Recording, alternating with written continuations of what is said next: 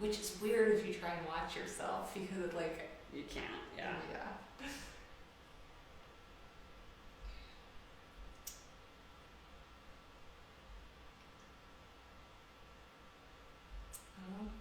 Okay. Let's see here. Let's check this.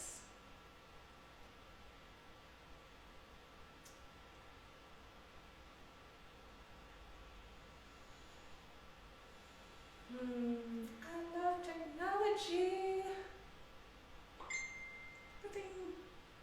And there we are. We're live. Yes, we are. Hello, everybody popping in. I'm going to give you a couple seconds here. I'm going to arrange myself. You get arranged. I feel like I need to get like comfy on the couch. Yeah, which is this little girl time hanging out on the couch. Thanks for coming to my hood. I like coming to your hood. hood. Nobody ever adventure. I know, it kind of is. That's why nobody visits for some reason. So thank you for being able to be willing to make the trek to me. Oh, it was lovely. The clouds are awesome today. I got some thinking in on the drive-in, so perfect. It's all good. So I want to welcome you guys as you're popping in here. Let us know you're here. Say hello in the comments. Go ahead and hit the little emoticons. Let us know how we're doing as we're going along. And we're hoping that the technology's gonna hold steady today. Yes, that would be good. That would be good, given the experience that I personally had this morning. We're going to be friends with technology today. So we are. So I am here with Shelley Hillesheim of A Nourished Life and Bitch Slap of Truth, and I've known Shelley for a while now, and definitely one of my favorite people. You're one of mine too, so we both win. Well, and you're so one of my favorite people because you are driven to do some really, like, you have a passion for the work that you do, and I love being around people who have this fire inside to do something that really matters to them. That is for sure. It drives me every minute of my life. So yeah. So tell us about what is your big why? What is the thing that really drives the work that you do, that fires you up? Yeah, the big why for me really is about this profound shift that I had to take control of in my own life, and it started about 5 years ago, and it's when I decided to release the victim card in so many ways in my life and decide, okay, I'm tired of my own shit, It is time for me to step into something really different in my life, and nobody's going to do that for me except for me. And I was trying to, I was hoping that other people would step up and this would happen and that would happen, and wishing and dreaming, but I wasn't doing anything different to create the experience that I wanted to have. And so it really is a story of the ultimate breakdown in my life, and the culmination of stuff that was happening, like this perfect storm of chaos and crap happening in my life, coming down to rain on me over a period of time, and like pulling myself out of that, like having that breakdown moment or that rock bottom moment where I was like, I'm done, and from this moment forward it's going to be different, and stepping into that in a huge way. So I will be talking a lot more about that at the event that I know we're going to be talking about tonight or this afternoon, to really get people connected with the power of making that choice and what can happen as a result. So that, I didn't know it at the time that I was making those choices, but that is what became the time period after I started evaluating everything that I was able to do, became, this is my work to do, and I know it. Like the universe just said, guess what, Shelley, this is your work to do, and you're going to speak about it, and you're going to teach about it, and you're going to write about it, and you're going to work with other women, you're going to help them find their way, and it really is a journey of self-care and profoundly making yourself the priority in your life without feeling guilty about it, without feeling selfish about it, without all the lame excuses about why we think we cannot do that for ourselves, and owning it in a has become my passion work. Well, and I love that you mentioned this shitstorm Yeah. that happened. Yeah. Because like when we are in the midst of the big shitstorm, whatever that happens to be, I think there's this sense that like clarity's never gonna come. We're never gonna reach that point where we know like where am I going after this stops, Right. you know, and then like there is a point in the middle of rock bottom or a shitstorm or whatever you want to call it that you know things become very clear and Right. that message that this cannot keep happening like this. Right. And I can really step forward and make a huge difference in my own life. Yeah, that's so true. You know, in my own personal journey, which I will talk about a lot, that night, I'm sharing some pretty vulnerable things that night. It really is uncovering, you know, there were things that happened. I've had oscillations in my life. I've had, you know, breakdowns and recoveries. It's just been the course of my journey. Process. Right. But the thing that happened 5 years ago was really the most impactful thing that's ever happened in my life. So that is where this journey really started, and it hasn't ended. You know, it's a continuous work in progress, but it's daily effort. Yeah. And as you guys are watching here, I'm going to throw out a question that we can answer in just a little bit. We want to know what your biggest challenge is with making yourself a priority, because that's your big thing. Like you have to make yourself a priority in your life. You must. To me, in the work that I do, it is not optional.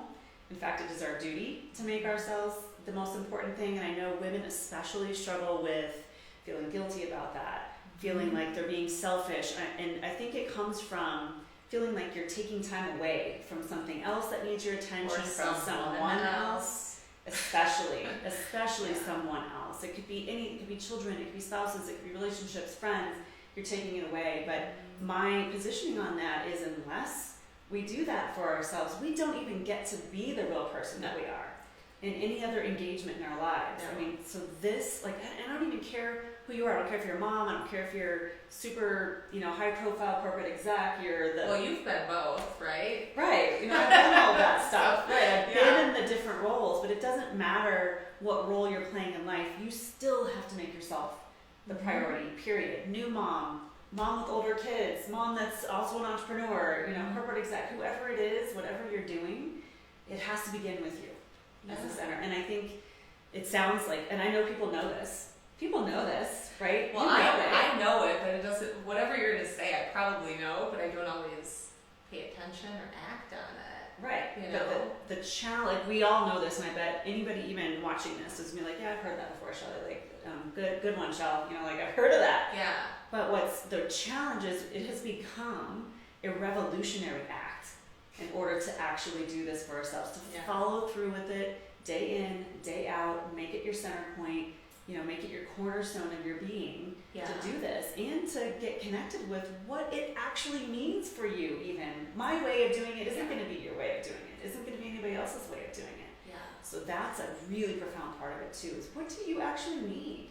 Yeah, and the deep meaning and finding the thing that really hits for you, the thing that feels like it's in alignment and that you can get to fit into the rest of whatever your flow is, that is really the key.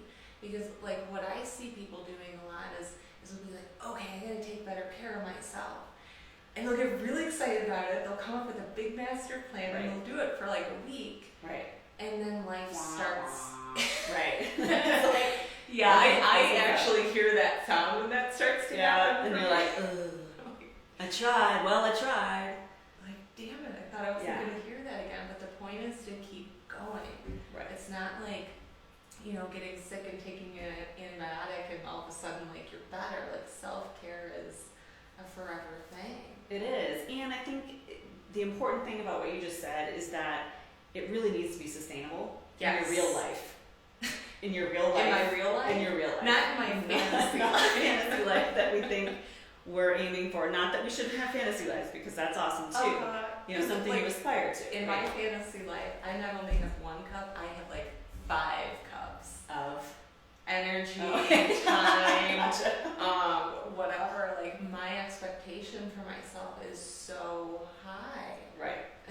something that you talk a lot about absolutely. with people. Absolutely. Being a super achiever, high producer, perfectionist, type A, all the above, right? You get it. I know you get it. Yeah, I know you get it. And I am not even the same human being in that space that I was even 5 years ago when this whole journey really started for me. And so, you wouldn't even recognize, who I was. So yeah, it's about, you weren't there. No. You weren't fully there. No, and I didn't see the need for it. I was like, why would I need to do that? Really, I'm fine. Yeah. I'm fine.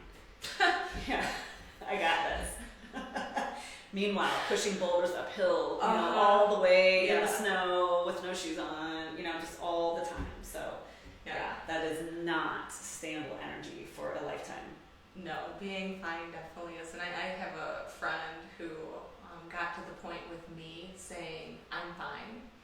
When they'd ask me how I was doing, I'd say, well, I'm fine. I don't ever want to hear you say that again, because when you say you're fine, you're not fine. That's not, it's not even a thing. Right. So let's get clear on what you actually are and what you actually need.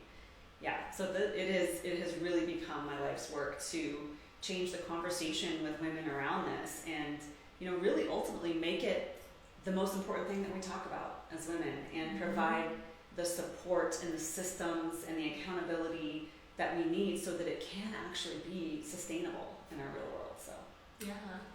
And when you're working with clients, when you're working with other people, what do you see happen for them when they start to release the grip that they have around burnout and struggle and victimhood? Yeah, it's so cool to see the process, because first there has to be an uncovering. We have to dig through and like an archaeological dig to find out what's going on, and what's happening as an obstacle for them, because there are, in my work I talk about constraints of reality, and those are true, actual, real obstacles that we must endure in our lives. I'm a parent, I'm always going to be a parent. I don't get to choose not to be a parent, so that would be a constraint of reality. I want to be a good parent too. So with that, how do I manage my self-care around that? If you're caring for someone, if you've got, certain things happening in your life that are true, real constraints, then we talk about that and we break that down. There's also obstacles that show up that are just constraints up here.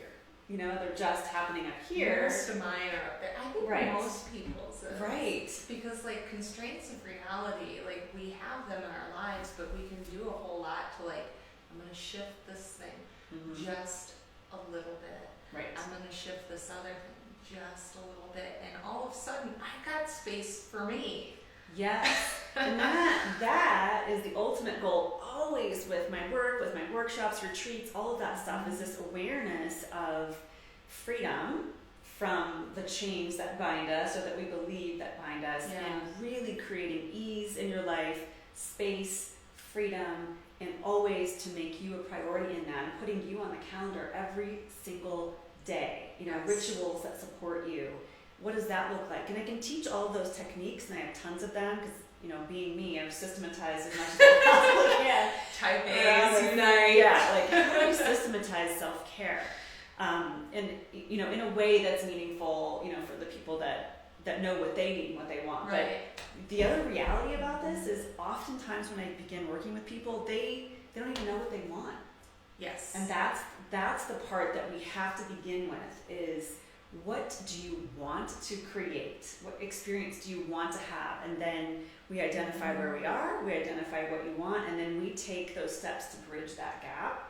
And profound things happen when they arrive, and we start to reflect back and go, wow, look what we've been able to accomplish, because you sometimes can't even see it when you're in that journey, and go, hey, look back, this is what you were doing 6 months ago. So hard. This is what you're doing 3 months ago, and look at you now. And so it's always taking time to stop, reflect, celebrate, and really honor the journey and the process that you've been going through. So.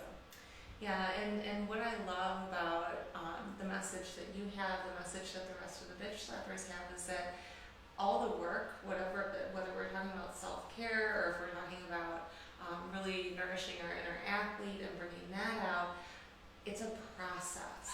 You guys are not talking about a magic wand. You are not talking about an alternate reality where, Right. you know, it's, I keep mentioning Narnia for some reason, and you know what, I've never read those books, I've never seen the movies. It must be magical reality somewhere. You guys are not talking about that. You're really talking about getting very real in the here and now and making changes slowly over time that fit Right. with you. Right, because that's where the sustainability factor comes in. If you don't do that, if you don't have a reality check on what's real in your real world, then you're always going to struggle with that. And like you said, like start off strong and then fall back. So that's a huge part of it. Yeah, and I think too, you know, figuring out what you want, that seems like it should be really easy. It's a huge sticking point for the people I work with because we are drinking from the fire hose most of the time in our lives so fast. Things are coming at us so fast that we don't even freaking know what we want anymore. We're like, well, I'm just taking care of business and just doing this and just doing that. And it's survival. And it's not taking the time to reflect and figure out, okay, how do I actually thrive, you know, in this life? And what would that look like? What could that look like? And I like to help people make that a reality, make that their real world. Yeah. Britt's on here and she says rituals. Yes. I know rituals are a huge part of what you advocate, and it's what you do too. It's part of that systemization that you're talking about. So do you have like a favorite ritual that just like totally gets you in your own space, or that's like your real go-to? I do, and I'll share mine, but just from a teaching standpoint, like it really is about starting your day. There's two huge opportunities in a 24-hour period, and they're the ones where we have the most control, and that is the beginning of the day and the end of the day, and I call it book-ending your day. Oh, I like that. Book-ending your day, because there's so much that happens throughout those two time periods that we can't control. That if we begin grounded and ready to go into our day, and we can end with reflection and gratitude, that those couple of things can change the course of everything. So I always advocate for getting up and having some kind of morning ritual for yourself around self-care that supports you being the center of your world. And so for me, that looks like getting up and meditating every single morning, and it can be any form of meditation. There's science, actually, because I love this part too. There's science around why doing that in the morning is so important. And it's because of brainwave activity and how it can actually reset your entire body chemistry for the day. So it's really profound to make that a part of your ritual. So some form of meditation, that can be a lot of different things. It can be breathing. It can just be simply taking 4 or 5 deep breaths and going into what are you grateful for? Like what happened, you know, yesterday, the day before, something recent that really meant a lot to you, that you can feel the gratitude about. And then for me, it's also getting into my body, so some form of movement. So it's going for a walk. Right now it's like getting cold out, so I don't go for walks in the morning as much anymore. So now I'm like, I'm driving to the gym, but it still feels like taking care of me before I get the rest of my day started. I do not turn on technology. I do not look at my phone the minute I wake up. I do not check Facebook. I do not do anything. That is my time until I am ready to engage in the world. And so I always encourage that and help women support themselves with that and putting them on and like schedule it. You have to schedule it to make it real. You really do, because I mean, if I don't schedule it, I start giving it away. I will give it away to the cat. I will give it away to the dog or my husband or like the TV, like, and none of, well, I won't say none of those things fill my cup up, because they do. They don't fill my cup up like taking care of me first does. And when you're talking about bookending on either side of the day, you're filling your cup up in the morning, you're going about your day, and you're filling it up again at night before you go to sleep and fill it up some more with some really awesome rest. Yeah, exactly. And that is a ritual too, that gets you, the evening ritual gets you into that capacity to sleep, because I have noticed that with the women that I work with, that losing sleep is probably one of the number one concerns. Like once we can tackle that, then so many other things land and fall into place just from that one thing. So there's always going to be a ritual that's really important in taking care of yourself around that. Like whatever you do to get yourself settled in and grounded for the evening and for rest. You know, turning off technology at a certain time. We have in our household a digital curfew. So I call it on myself too, because as much as I want to like, hey, like everybody settle down, I'm gonna hop on Facebook or I'm gonna hop on something and check in. I try not to. Don't mind me. I'm not over here doing this. Right. Yeah, you want to be in alignment. Exactly. We have a digital curfew. Everything's shut down. It's time to read. It's time to reflect. It's time to like take a bath or whatever. Have a cup of tea. You know, something that really helps you kind of get into that awesome space for the night. Yeah, and I love that. I have the same thing for myself. I do not generally touch my phone after 7 o'clock. Anything with a screen, I know that if it's past 7, I'm gonna go to sleep and I'm gonna keep seeing the screen in my head. Right. There's nothing that I can do except not look at the screen. Yeah. You gotta tune it out. Yeah. And that is such a gift for yourself, especially when we are just so bombarded with information all the time that it's hard to even dissect what we should be listening to or not listening to. And so that is a true gift. Like even technology detoxing, like having days where you just like check out of it is really phenomenal for your well-being too. Yeah. Last year I decided, like spur of the moment, that I was going to get off Facebook for like 3 months. Woo! And that's a big one. It was good, and I also missed it. Mm-hmm. So, like, I like the experimenting like that. Like, experimenting at night with turning the phone off, or taking a day where, like, I'm just not touching it. Right. And I'm touching, you know, I'm making contact with myself. Yeah, or real human beings. Yeah, there's that too. Schedule some time with real people in your life. Yeah, like how about showing up and like looking at somebody in the eye and having a really connected conversation. Yeah. I mean, that to me is another gift of this work too, is that once you're filled up, you get to do, I can like be more present. Yeah. And that is a really hard thing for me personally to do.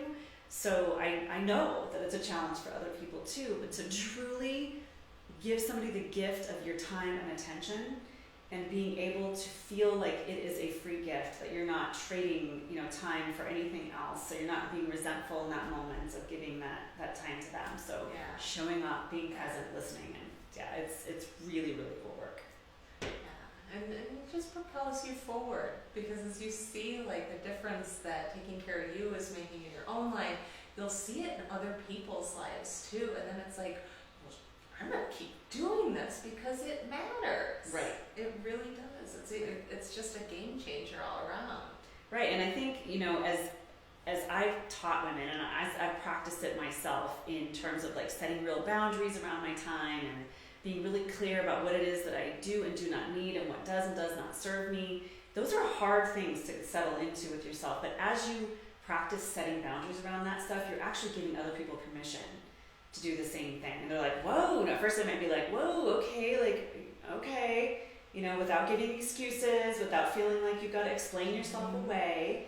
So I work a lot on that too. It's a strong power. Thing. Right. Oh, right. It's so hard to let go of. Right. And I still sort of fight with that one, because I feel like I owe someone an explanation for like, no, I'm going to kick off early today because I need to spend some time in the studio. Exactly, and that's your time. That's you time. Yeah, and there is this thing inside of me that says, because insert explanation here, and it doesn't need to be there. It really doesn't. It doesn't. It's our way of justifying it in some way. You know, like helping yourself feel better about taking that time. As if I'm not reason enough, right? Exactly. Yeah. So we talk about using the word setting really clear boundaries with yourself first, and then practicing that with other people, and using no as a complete sentence. You know, not that you have to rationalize everything all the time. I'm not going because I'm not going. Yeah. You say that a lot, and then it always gets me. No is a complete sentence. Mm-hmm. And it really is. Right. And it's not like no screaming in somebody's face and then you don't say anything else. There's really well, I'm glad you told me that, because I don't think you've ever given me that particular direction before. So there are eloquent ways in order to express yourself that I will not be attending that. Thanks for the invitation. Yeah, That's it. We always want to add the rest of it. We don't need to. No, it's loving to say no. It's loving to yourself. Right. It's loving to other people, because who wants to hang out with someone who really needs to go take care of themselves? Yeah, we can't pretend like everybody knows when you're not taking care of yourself. Everybody can see it. Like, right. And it's you kind of end up like rubbing off on everybody. When I rub off on people, I want it to be like good feeling energy and like inspiration, not, I just oozed a bunch of tired all over you. Right, yeah. Sharing that awesome energy with people. Yeah, so totally. Like, it really is about that, setting boundaries, and it gives them permission to do that for themselves as well. And so you get to be kind of a model for that. And I love that you were a part of Bitch Slap, because the Bitch Slap of self-care is one that we all need. Men, women, all of us. Yes, ma'am. That's why I'm thrilled that I get to be part of this team that was kind of selected to do this. And it has really helped me actually step into my own messaging too, and be far more clear about what it actually is that I am trying to move the needle on for people. Get to the heart of your work. Exactly. And it really is, it's not optional. It is our duty. When we do this for ourselves, we get to show up for everything else more complete, more whole. And there is no bigger gift to the rest of mankind than that. No. So we've got to stop the crap, with the feeling guilty and feeling selfish and all that stuff about it. And that's the hard part. So the slap about that really is like, let's get really clear on what this actually means. It's not that hard. We just need to make it a priority. Yeah. The world will be such a better place. It really will. Yeah, I think so. And you start stepping into really taking care of yourself, and it inspires all the people around you to start doing the same and making it a priority. Yes. Yeah. It's movement for sure. It is. And, a big part of this too for me, Shannon, is creating sisterhood around it, because I think it's hard to do this in a vacuum. And that is part of why this also feels revolutionary to me, because when we can build that community and that conversation and have the space to be who we are and to say what we need to say and ask for the support that we need and practice the conversations that we need to have, the courageous conversations to set the boundaries, that's where the accountability and support comes from. So I'm a big advocate of building Team You, like I talk about in my book. And my girlfriends and my sisterhood is such an important part of that. So I'm always trying to help women engage in that way too, like providing that space for us to do that. You get the support, but you also get like major inspiration of like different ways to do things. Yeah. Like I remember being at your sisterhood retreat last year, which was amazing. Thank you. And we were talking as a group about meditation and the different ways that everybody meditates, and it was everything from sitting and breathing to taking a walk to exercising. I do art meditation, and really learning that there's so many different ways to enter into different self-care things. It is not just one thing. Yep. And we need good people around us to share their amazing insights. Or to like shake you a little bit, like, hey, that too. Yeah, you're not quite doing what you said you were gonna do. What's up? Yeah, what's up for you? Yeah, and sometimes that's what we need, is just that conversation. Yeah. A single conversation can change your life. A single one. Yeah. It's awesome. Bitch Slap is gonna be epic. I can't wait to see you guys all bring it together. Yeah, this team of women is amazing. I feel so fortunate to be just in this collective, movement with this, because this, the whole Bitch Slap concept is a life unto itself. It really has evolved into something phenomenal beyond what we could even imagine. And we know that this is going to take off even beyond this event into an entirely new way to communicate about personal development and what we need, and just having fun with it. We do have to sort of make fun of ourselves in this process too. It makes things much more entertaining and tolerable, and gets you out of just the junk. The grip on everything that you're holding on to, and you really need to let go of. Totally. For me too. Like, I'm so intense most of the time. This has really allowed me to be like, all right, Shelley, like, knock it off. Get to the core of you. Get it out there. Yeah. So I have a special slap for you. I have a true slap for you. Alright, I'm ready. You guys are slap me. dishing it out. So I have these fine note cards here. They have prompts on the back. Okay. And what you're going to do is you're going to pull one and do a visual response. So Okay. these are going to ask you, what does such and such look like? Okay. And whatever comes out on the other side, it's not about being perfect or pretty or even having it look like something. Like, it doesn't have to. It's just whatever your authentic expression is. All right, because like I've worked with you before. You know it's going to be some spiral shit, right? Because It might not. That's what always happens to me. Leave room for a shift, baby. Oh, do I have to tell you what it is? Uh-huh. Okay. What do the flames of your passion look like? Oh. What fuels your passion? Oh. Flames. We haven't of my had that one passion. yet. So this is my bag of tricks. One of them. I have many. Okay. We've got paper here.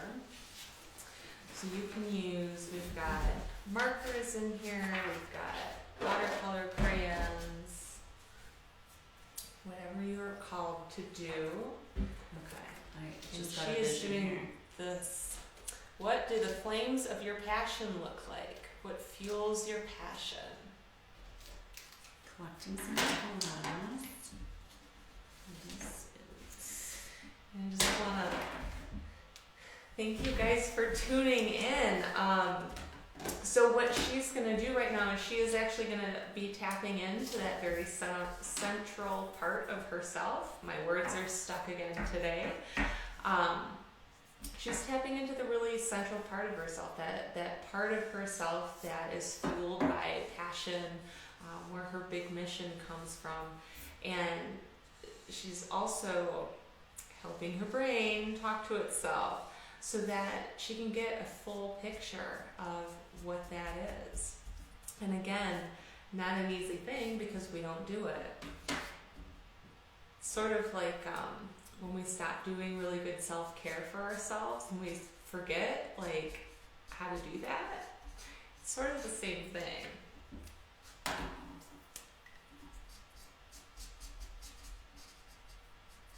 You know, I was thinking on my way in this morning that I'm going to have to give myself a challenge on the air now that I've done it to you guys. Heck yeah, you are. You are. So, for you guys tuning in, do you have questions? Do you have spots in your self-care that just you're really not sure what to do with, or you're really feeling stuck? Because it's so easy for us to get so stuck, and we have to reach out and say, hey, I'm stuck. How do I fix this? Yeah, I would love to hear what's showing up for people Yeah, in the and conversation. you know, if you guys are on replay, we'll keep we're gonna be keeping an eye on comments and stuff. So post your question now. You can post it later, but we will be in touch for sure. Okay, so here is what I came up with around my passion. It's the opposite of what I'm seeing on the screen. So those are hands, in case you can't tell. Let me hold this so your face can. I'm still trying These to are hands, figure so out it like where the feels props like go. this, like surrender, Mhm. freedom, and it's kind of like shooting up from that. So my visual response is Yeah. it's just this openness to the freedom that taking care of you first actually brings to your world. Well, and it, like the way that you're describing it, it's like it's not a fire that's outside of yourself. Mm-mm. It's a fire that Yeah, is it's right inside, here it's in your grip. hands. Exactly. I love that, and it really is that power that we all have inside ourselves to give ourselves this sense of freedom. It doesn't come from someone else. It doesn't come from somewhere else. No. And until someone finds a magic wand that actually works and doesn't have bad consequences, because that's Right. what I think would happen if I actually found a magic wand. Damn it! Well, it'd be Like like a broken those, one. Yeah, Yeah. it'd be like those movies where like the airplane crashes and then someone finds $1 million and terrible things happen after that. Yeah, no thank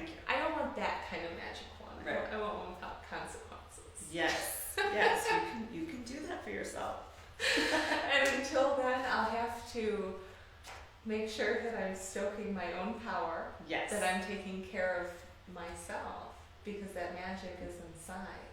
Absolutely. Yeah. Cool. Do we have questions? Let's see here. I'm wondering if we might have some connectivity issues because this is sort of pausing out. Elena says she loves the art. It looks like it wants to hold a glass of wine. Well, I might have one here. Let me look. A glass of wine? Yeah. Oh, look. Sort of like this. Should we collage those?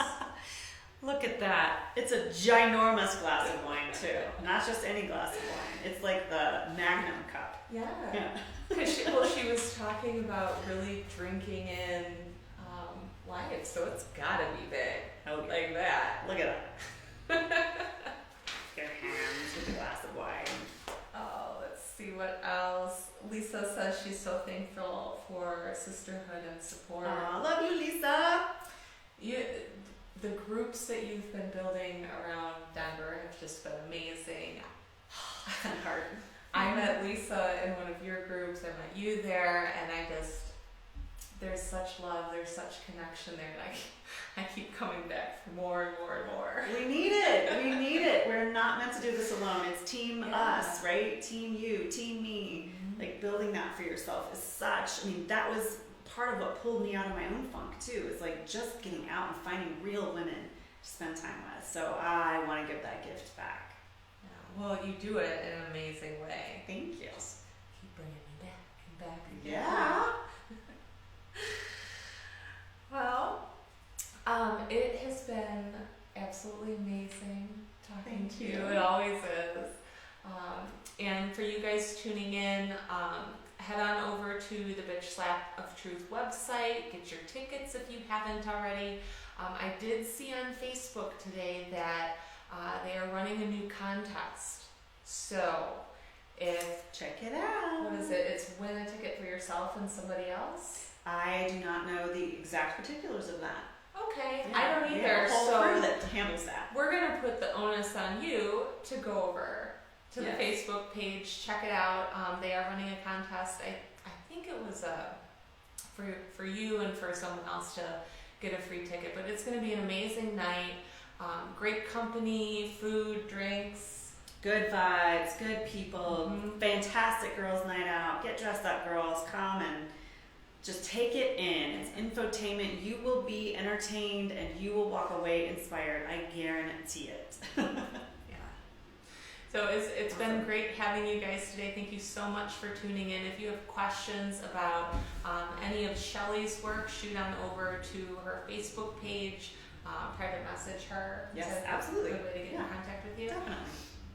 And if you have questions, comments, whatever about Bitch Slap of Truth, head on over there. Ask those guys. Don't ask me. I don't know the answer.